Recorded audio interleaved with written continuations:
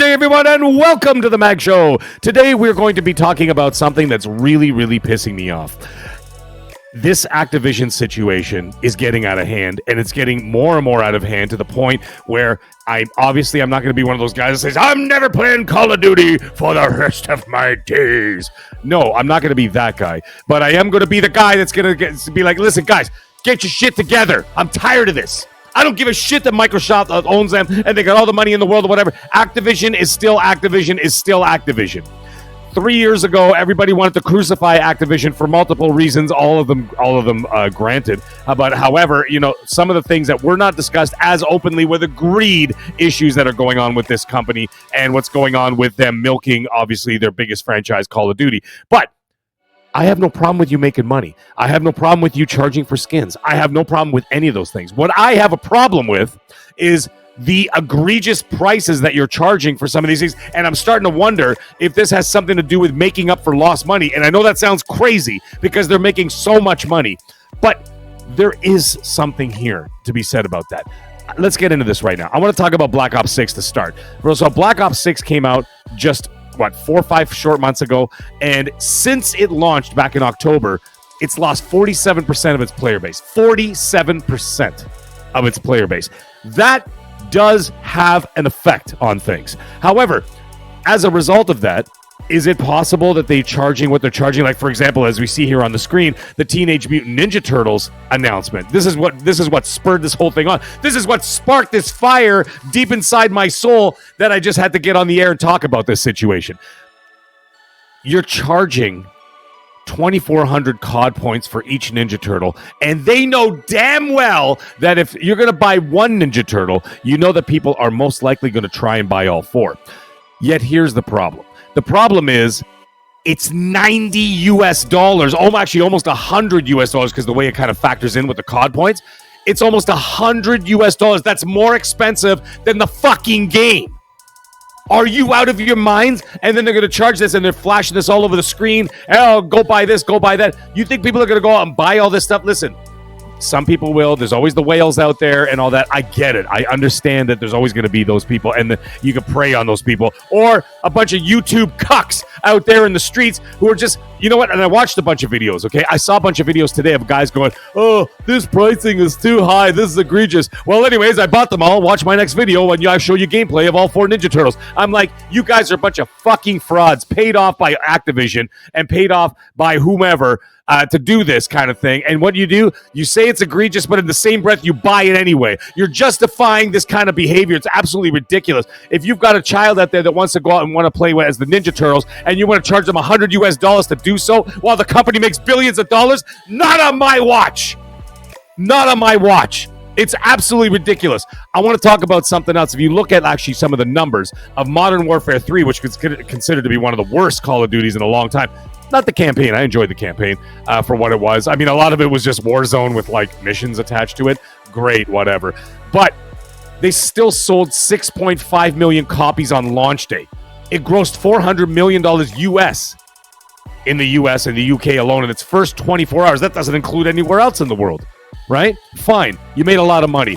Then you fast forward one more year to Black Ops 6, which is a much better game. I love the campaign and I love the zombies. Multiplayer, I really enjoyed the multiplayer, except for the things surrounding the multiplayer, which I'll get into in a minute. But it ended up being 23% higher than Modern Warfare 3 in terms of sales and profit. So if you look at that, they sold 6.5 million.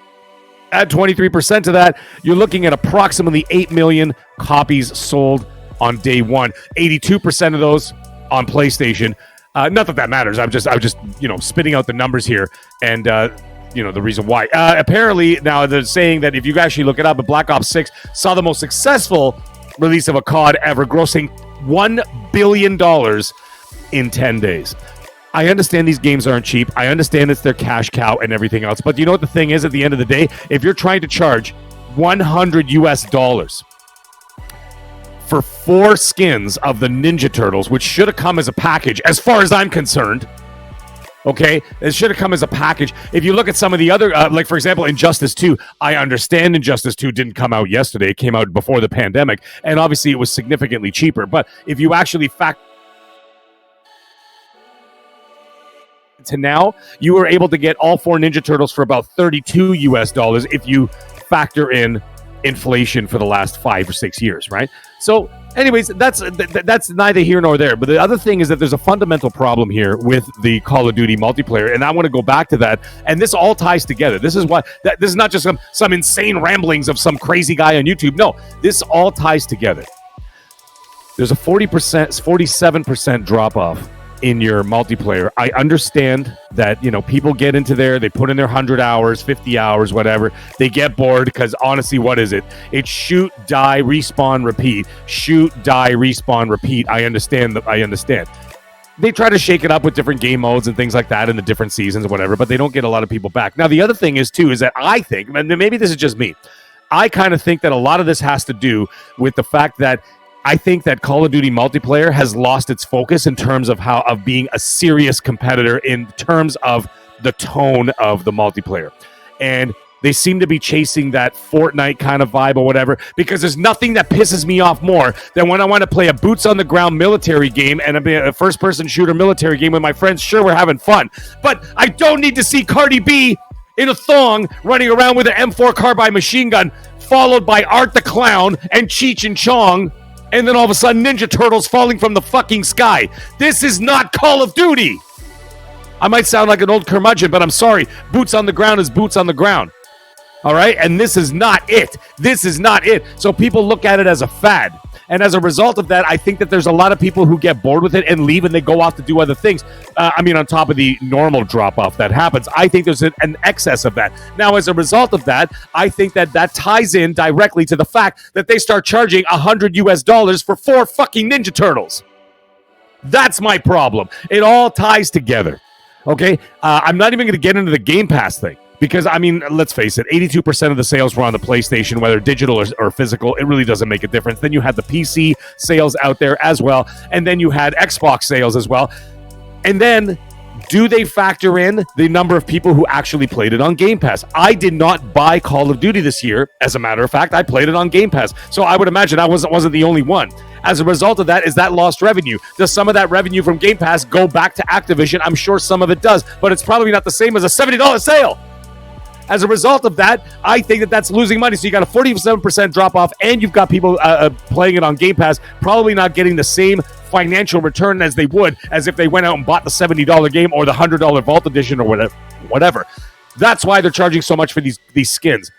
And to do what they did with this, I think is absolutely egregious, greedy, and ridiculous. And I got to call out, and I'm not by name, obviously, because I'm not that kind of scumbag, but other YouTubers out there, especially the big Call of Duty ones or whatever, with hundreds of thousands of subs, millions of subs, some of them, and then they bitch about the price, and then in the same fucking breath, they go and purchase it just so they could get more clicks of people watching their video.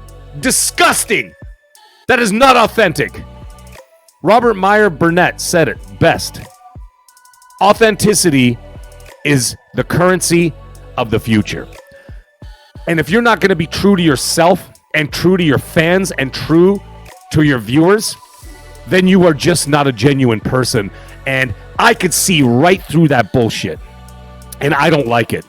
I don't like the direction that Call of Duty's going in. I'm happy that Battlefield is coming back, and I'm praying to God on my hands and knees that Battlefield blows them out of the water with a solid, boots on the ground, realistic, first-person shooter. That's also a lot of fun. And that's all I got for you today, folks. If I can only do one thing, I implore you, do not give Activision this money for this egregious price of this skin DLC. Anyways, everybody have yourself a great day. I hope I didn't offend too many people today with my swearing and screaming, but that's exactly what I do when I'm pissed off. But anyways, everybody have a great day and stay magnificent.